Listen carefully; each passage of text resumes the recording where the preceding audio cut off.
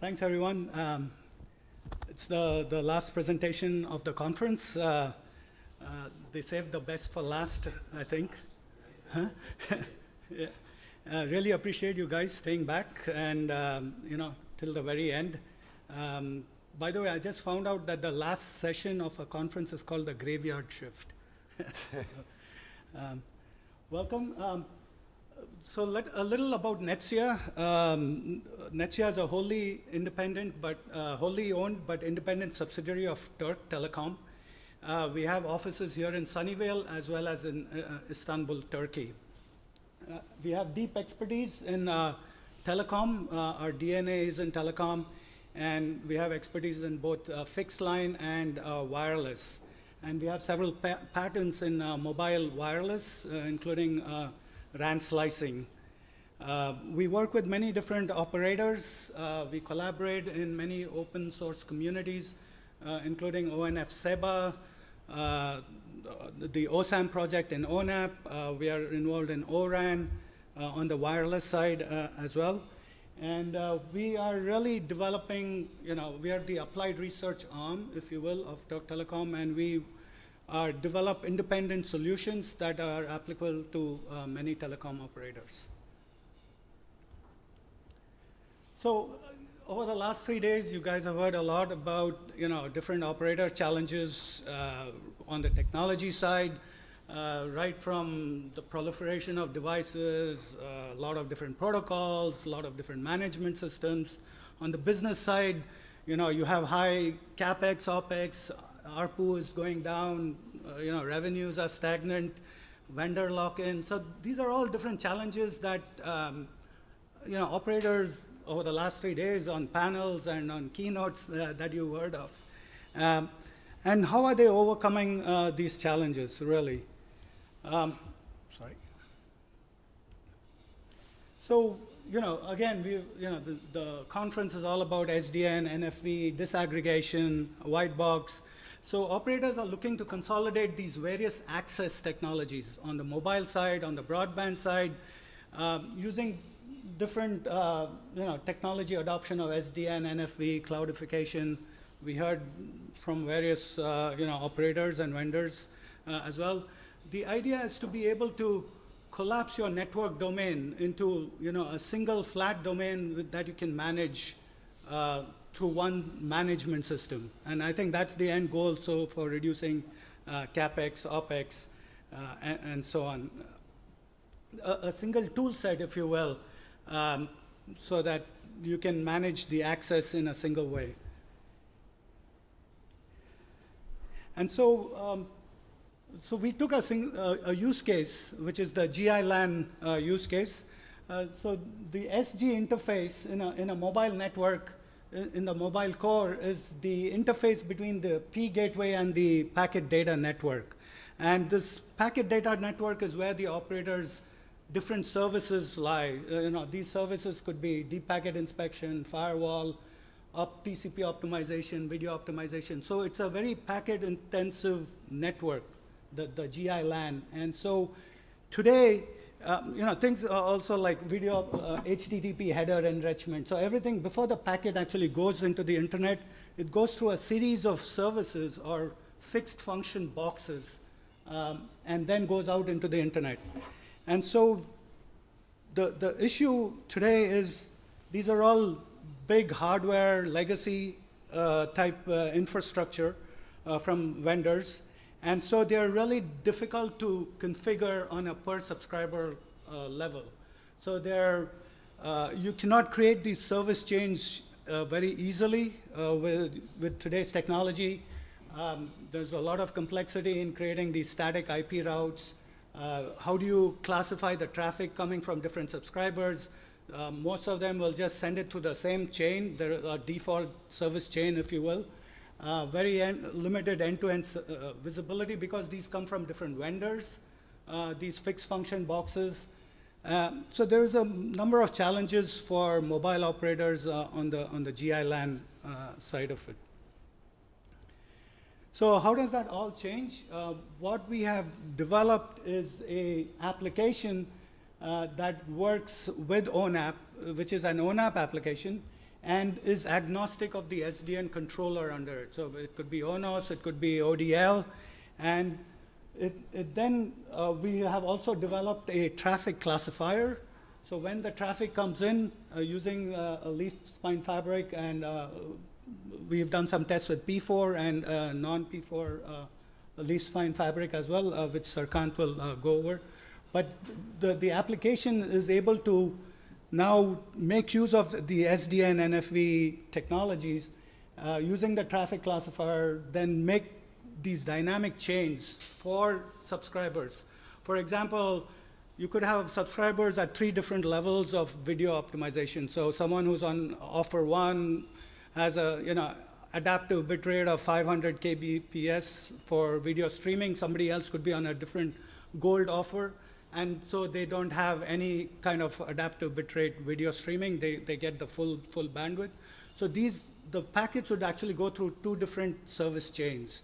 And so this application allows the operator to create these subscriber level dynamically service chains based on VNFs from different vendors, but looking at the PCRF, which is the charging function where the subscriber information is there, and from the OSS. So the integration from ONAP to the OSS system and the PCRF to the application enables us to do these dynamic SFC. Now we'll go into some details with Sarkant. So this is, we've talked about edge, last 3 days. Operators have a significant advantage due to the many POPs and central offices that they have scattered over the network edge. Both fixed and mobile operators are transforming these edge sites through virtualization. So you can see what were very expensive CPE equipment being virtualized and moving to the edge cloud from the device, from the CPE side, and at the same time from the core cloud, this distributed cloud moving towards the edge. So you have a number of virtual network functions, right from the CRAN with the virtualized central unit, UPF in the 5G networks, MEC applications, IoT applications, all sort of converging towards this edge. And so we are able to look ahead to this new sort of edge domain and use the same paradigm for, in the 4G network to this edge, 5G edge use case, where you can create this GI-LAN where the packets don't have to go, every packet doesn't have to go through the service provider backbone. It can be routed based on traffic classification. There could be a local breakout to the internet, to other services. And this, again, is what we've developed that will transition from today's networks to tomorrow's network. So with dynamic SFC, I won't read through all this, but one of the key things I want to point out is this notion of the subscriber aware. So this could be filtered, the 4th bullet point down there, based on your IMEI on your phone, the IMSI device type, location, slicing. So we could actually dynamically create these service chains based on a number of filtered criteria. So including VNFs, PNFs. So we are working on a number of different projects. GI-LAN is one of them. We're also involved in ONF SEBA, so which we're looking at as an edge use case. All right. So just to summarize, I don't know if we can. You have a current model today, which is very complex to actually create these service chains. Not virtualized, hardwired, static IP routing. And the GI-LAN now composed of VNFs, operators can now really monetize this through creating new services, quickly bringing it to market. Time to market is critical, and putting it out there for many different offers for different levels of subscribers. So again, there are the CapEx, OpEx savings, operational efficiency, just a better new way of creating dynamic service chains using GI-LAN application integrated with ONF and with the P4 fabric in the edge cloud. So with that, I'm going to turn it over to Sarkant, who will go through the more technical details. Hi, everybody. My name is Sarkant Ulderya, and which mic is active? This one or this one? Okay. I'm Sarkant Ulderya, and I am an engineering manager working in Netsia. So I'll go over about the technical details. So this is the functional blocks about the our implementation of the SFC manager. So first, I want to talk about the integration points. The green boxes are our integration points. So the most important integration point is the operator's PCF box. PCF is the policy control function, and which enables us to get some information about the subscriber, which are basically the IP address of the subscriber and the services of the subscriber.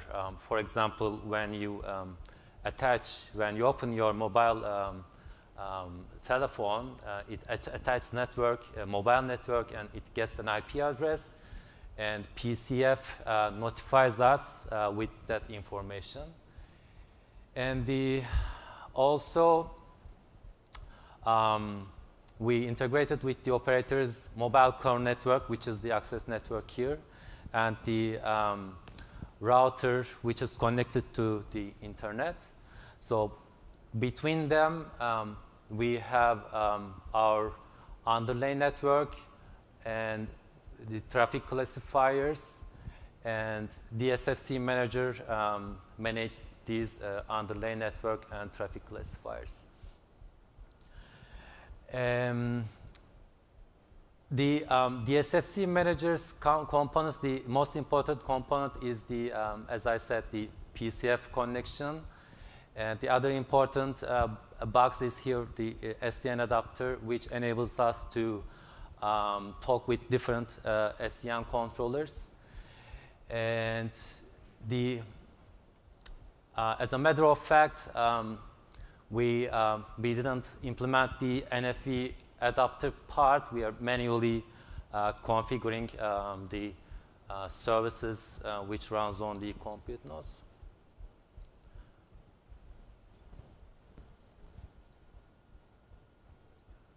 So we have a initial trial in Turkish Telecom's network, and basically here in this trial we have used the SDN controller with trellis enabled. This is basically the Core 6.0 architecture, and we have the compute nodes that has OVS on it, and also we have two VNFs running on this compute node, which is a commercial firewall, and the other one that VNF that we have implemented as a test VNF. And the traffic classifiers are basically x86 machines which have the open vSwitch also. And we connected the traffic classifiers to operator's P gateway and the router. By the way, I forgot to mention why do we have two traffic classifiers. So I'll go back to the first slide. So when we learn the subscriber's IP address, we insert some rules to the traffic classifier so that the traffic classifier tags the packets according to the subscriber's services, so that we know how to route the packet to the correct service. And And the other traffic classifier basically untags the packets before sending it to the external network.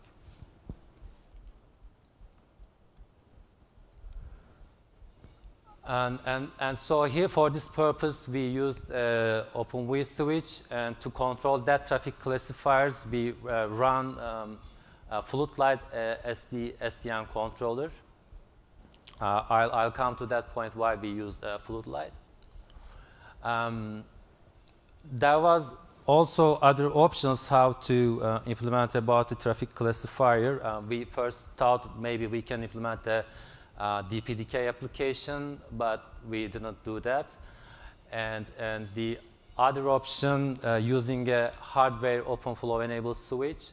And the fourth option might be using a P4 switch that might enable us to replace the leaf switches with the P4 switches, so that we don't need the different hardwares for traffic classifiers.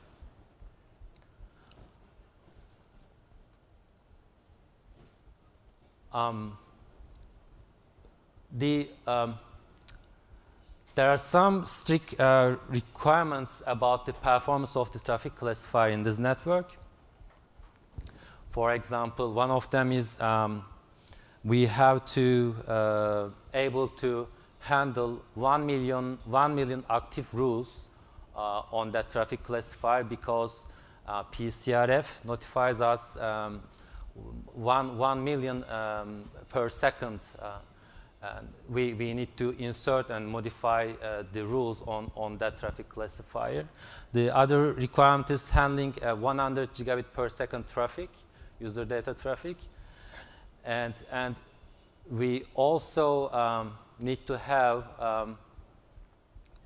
1,000 modifications, 1,000 per second modifications the rules of the traffic classifier. So to understand that, if we can manage to have 1 million entries in a P4 switch, we implemented a very basic P4 applications, and we deployed that P4 applications. So while having 40 gigabit traffic, we tried to insert as possible as IP entries. So we saw that it is possible to have more than 1 million entries in a P4 switch. And the other performance test we have made is about the northbound of SDN controllers. So first we tried ONOS. So as I said, we need to have, we need to be able to modify the rules, 1,000 rules, and while having 1 million active rules in the controller. So we tried ONOS first out of the box, and we couldn't get good results. We are still working on that. We also tried RUYU and Floodlight, and Floodlight is the most lightweight SDN controller, so we were able to insert it 200 rules while having 5 million active rules in the SDN controller itself. So thank you for listening us. That was the end of my slides. If you have any questions.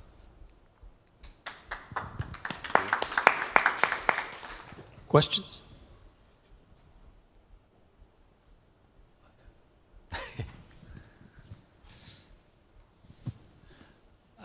Hi, actually, I have a few questions. I saw from your presentation that is under a lab proof of concept. So when will you productize this in Türk Telekom environment?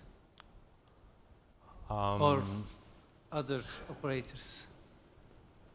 I don't know the exact date for the deployment, but probably at the end of the 2019, I believe. Next year. Next year, yeah. Okay, second question. I saw that the capacity was 40 gig per second during your For test. 40 gigabit Yeah. per second, yeah. It's very little when compared with the traffic demand of feature. So what is your The goal is maximum having capacity or expectation of the maximum capacity? the goal is having 100 gigabit per second on a single traffic classifier. Still, We need to scale that number also, yeah. okay, one more question about the number of subscribers during your proof of concept tests, or what's your expectation that you can support about the maximum number of subscribers? So as a performance requirements, we need to have on a central location, we need to have 1 million subscribers in a pod. In a pod. Yeah, in a pod. But also we need to be able to. Then the question comes: what is the maximum number of pods you are going to support in a single location? In a single location, actually, as much as we want, because once we have the different traffic classifiers, we can connect to the leaf spine fabric. So if you want 20 million subscribers on a core network, then we can have 10 or more traffic classifiers. Okay, thank you. You're welcome. Any other questions? Yeah. Do you have one too? Okay. I just happened to hear the modifications of the flow rules, and you mentioned that, my question is that the rules modifications, are there like V4, V6, and random modifications, or, like, is it a large modification, small changes? How, because, you compare three different NAS. Are talking about the P4? Yeah, correct. The previous, previous one. Which network operating system? Yeah, right, this one, yeah. And the question is, which network operating system we have used, or? No, the modifications of the rules, are there IPv4 rules, IPv6 rules, and are they doing random changes? That kind of a question. They were just, so we have two P4 programs.